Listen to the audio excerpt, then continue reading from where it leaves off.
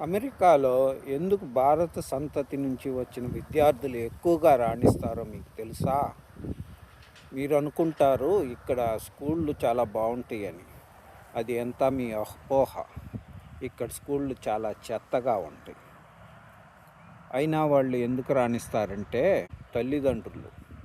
ఇక్కడ తల్లులకి తిరగడానికి బట్టల కొట్లు ఎక్కువ ఉండవు, బంగారపు కొట్లు ఉండవు, ఉప్పర్ మీటింగ్లు పెట్టడానికి పక్కన వాళ్ళు ఖాళీగా ఉండరు. ఆ టైం అంతా పిల్లల మీద వెచ్చిస్తారన్నమాట.